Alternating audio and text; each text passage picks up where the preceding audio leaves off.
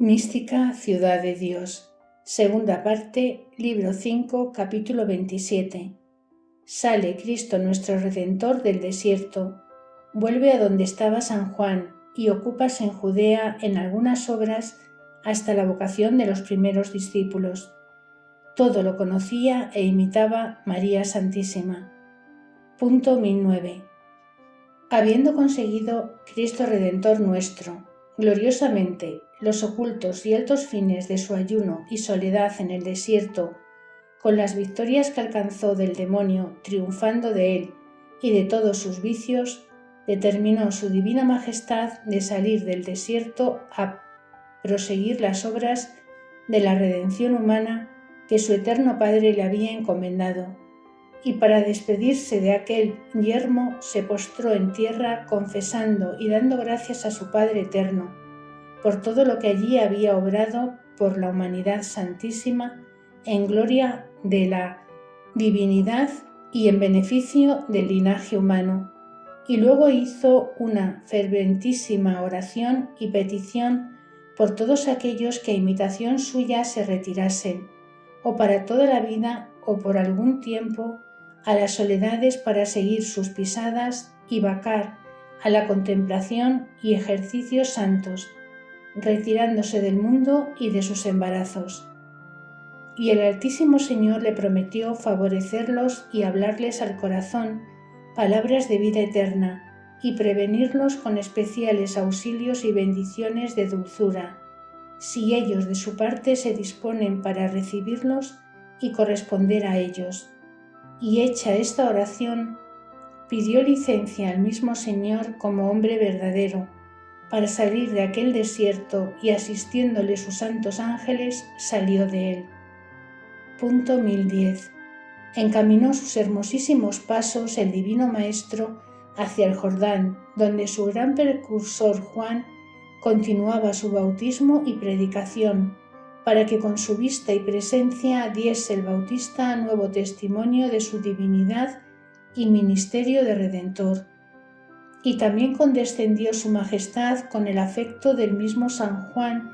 que deseaba de nuevo verle y hablarle, porque con la primera vista y presencia del Salvador cuando bautizó San Juan, quedó el corazón del santo precursor inflamado y herido de aquella oculta y divina fuerza que atraía así a todas las cosas y en los corazones más dispuestos, como lo estaba el de San Juan. Prendía este fuego con mayor fuerza y violencia del amor. Llegó el Salvador a la presencia de San Juan, y fue esta la segunda vez que se vieron. Y antes de hablar otra palabra el Bautista, viendo que se llegaba el Señor, dijo aquellas que refiere el evangelista: «Mirad al Cordero del Señor, mirad al que quita el pecado del mundo». Este testimonio dio el Bautista señalando a Cristo nuestro Señor y hablando con la gente que asistía con el mismo San Juan para ser bautizada y a oír su predicación, y añadió y dijo: «Este es de quien he dicho que tras de mí venía un varón que era más que yo, porque era primero que yo fuese, y yo no le conocía, y vine a bautizar en agua para manifestarle». Punto 1011. Dijo el Bautista estas palabras porque, antes de llegar Cristo Señor nuestro al bautismo, no le había visto, ni tampoco había tenido la revelación de su venida que tuvo allí, como queda declarado en el capítulo 24 de este libro. Y luego añadió el Bautista cómo había visto el Espíritu Santo descender sobre Cristo en el bautismo, y que había dado testimonio de la verdad, que Cristo era Hijo de Dios, porque mientras su majestad estuvo en el desierto, le enviaron los judíos de Jerusalén la embajada que refiere San Juan en el capítulo 1, preguntándole quién era, y lo demás que el evangelista dice. Y entonces respondió el Bautista que él bautizaba en agua, y que en medio de ellos había estado el que no conocían, porque había estado entre ellos en el Jordán, y que venía tras de él y no era digno de desatar el lazo de su calzado. de manera que cuando nuestro Salvador volvió del desierto a verse la segunda vez con el Bautista, entonces le llamó Cordero de Dios y refirió el testimonio que antes había dado a los fariseos y añadió lo demás de que había visto al Espíritu Santo sobre su cabeza, como se lo había revelado que lo vería. Y San Mateo añade lo de la voz del Padre que vino juntamente del cielo. Y también lo dijo San Lucas, aunque San Juan solo refiere lo del Espíritu Santo en forma de paloma, porque el Bautista no declaró a los judíos más que esto. Punto 1012. Esta fidelidad que tuvo el precursor en confesar que no era Cristo y en dar los testimonios de su divinidad que se han dicho, conoció la Reina del Cielo desde su retiro, y en retorno pidió al Señor los premiase y pagase a su fidelísimo siervo San Juan, y así lo hizo el Todopoderoso con liberal mano, porque en su divina aceptación quedó el Bautista levantado sobre todos los nacidos de las mujeres, porque no admitió la honra que le ofrecían de Mesías, determinó el Señor darle la que sin saberlo era capaz de recibir entre los hombres, y en esta misma ocasión que se vieron Cristo Redentor nuestro y San Juan, fue el gran precursor lleno de nuevos dones y gracias del Espíritu Santo. Y porque algunos de los circunstantes, cuando oyeron decir «Este es el Cordero de Dios», advirtieron mucho en las razones del Bautista y le preguntaron quién era aquel de quien así hablaba, dejándole el Salvador, informando a los oyentes de la verdad con las razones arriba referidas. Se desvió su majestad y se fue de aquel lugar encaminándose a Jerusalén, y habiendo estado muy poco tiempo en presencia del Bautista, pero no fue vía recta a la ciudad santa, antes anduvo muchos días primero por otros lugares pequeños, enseñando disimuladamente a los hombres y dándoles noticia de que el Mesías estaba en el mundo, y encaminándolos con su doctrina a la vida eterna, y a muchos el bautismo de San Juan, para que se preparasen con la penitencia para recibir la redención. Punto 1013. No dicen los evangelistas dónde estuvo nuestro Salvador en este tiempo después del ayuno, ni qué obras hizo, ni el tiempo que se ocupó de ellas, pero lo que se me ha declarado es que estuvo su majestad casi 10 meses en Judea sin volver a Nazaret a ver a su Madre Santísima ni entrar en Galilea, hasta que llegando en otra ocasión a verse con el Bautista, le dijo segunda vez: «Este es el Cordero de Dios», y le siguieron San Andrés y los primeros discípulos que oyeron al Bautista estas palabras, y luego llamó a San Felipe, como lo refiere San Juan Evangelista.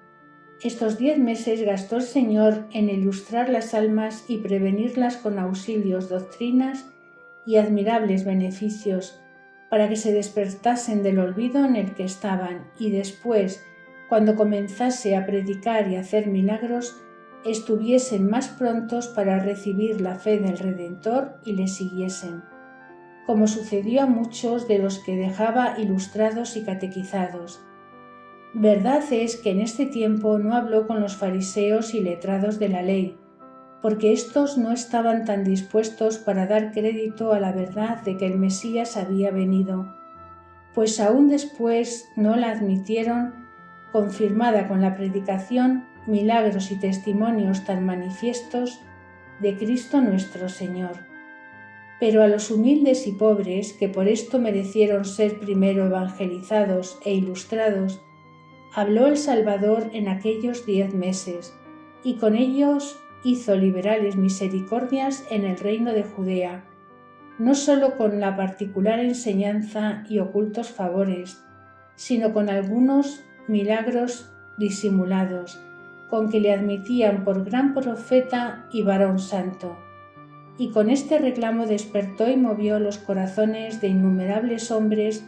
para salir del pecado y buscar el reino de Dios, que ya se les acercaba con la predicación y redención que luego quería su majestad obrar en el mundo. Punto 1014. Nuestra gran Reina y Señora estaba siempre en Nazaret, donde conocía las ocupaciones de su Hijo Santísimo y todas sus obras, así por la divina luz que ya he declarado, como por las noticias que le daban sus 1000 ángeles y siempre le asistían en forma visible, como queda dicho, en la ausencia del Redentor. Y para imitarle en todo con plenitud, salió de su retiro al mismo tiempo que Cristo nuestro Salvador del desierto, y como su majestad, aunque no pudo crecer en el amor, le manifestó con mayor fervor después de vencido el demonio con el ayuno y todas las virtudes, así la Divina Madre, con nuevos aumentos que adquirió de gracia, salió más ardiente y oficiosa para imitar las obras de su Hijo Santísimo en beneficio de la salud humana y hacer de nuevo el oficio de precursora para manifestación del Salvador. Salió la Divina Maestra de su casa de Nazaret a los lugares circunvecinos, acompañada de sus ángeles, y con la plenitud de su sabiduría y con la potestad de Reina y Señora de las criaturas, hizo grandes maravillas, aunque disimuladamente, al modo que obraba en Judea el Verbo humanado. Dio noticia de la venida del Mesías, sin manifestar quién era. Enseñó a muchos el camino de la vida, sacábalos de pecado, arrojaba los demonios, ilustraba las tinieblas de los engañados e ignorantes, preveníalos para que admitiesen la redención creyendo en su autor, y entre estos beneficios espirituales hacía muchos corporales, sanando enfermos, consolando a los afligidos, visitando a los pobres y, aunque eran más frecuentes estas obras con las mujeres, también hizo muchas con los varones, que si eran despreciados y pobres no perdían estos socorros y felicidad de ser visitados de la Señora de los Ángeles y de todas las criaturas. Punto 1015. En estas salidas ocupó la Divina Reina el tiempo que su Hijo Santísimo andaba en Judea, y siempre le imitó en todas sus obras, hasta en andar a pie como su Divina Majestad, y aunque algunas veces volvía a Nazaret, luego continuaba sus peregrinaciones. Y en estos 10 meses comió muy poco, porque de aquel manjar celestial que le envió su Hijo Santísimo del desierto, como dije en el capítulo pasado, quedó tan alimentada y confortada que no solo tuvo fuerzas para andar a pie por muchos lugares y caminos, sino también para no sentir tanto la necesidad de otro alimento. Tuvo asimismo la Beatísima Señora noticia de lo que San Juan hacía predicando y bautizando en las riberas del Jordán, como se ha dicho. Y también le envió algunas veces muchos de sus ángeles a que le consolasen y gratificasen la lealtad que mostraba a su Dios y Señor. Entre estas cosas padecía la amorosa Madre grandes delicios de amor con el natural y santo afecto que apetecía la vista y presencia de su Hijo Santísimo, cuyo corazón estaba herido de aquellos divinos y castísimos clamores. Y antes de volver su Majestad a verla y consolarla y dar principio a sus maravillas y predicación en lo público, sucedió lo que diré en el capítulo siguiente. Doctrina que me dio la Reina del Cielo María Santísima. Punto 1016. Hija mía, en 2 importantes documentos te doy la doctrina de este capítulo. El primero, que ames la soledad y la procures guardar con singular aprecio, para que te alcancen las bendiciones y promesas que mi Santísimo Hijo mereció y prometió a los que en esto le imitaren. Procura siempre estar sola, cuando por virtud de la obediencia no te hallares obligada a conversar con las criaturas, y entonces, si sales de tu soledad y retiro, llévale contigo en el secreto de tu pecho, de manera que no le alejen de él los sentidos exteriores ni el uso de ellos. En los negocios sensibles has de estar de paso y en el retiro y desierto del interior muy de asiento, y para que allí tengas soledad,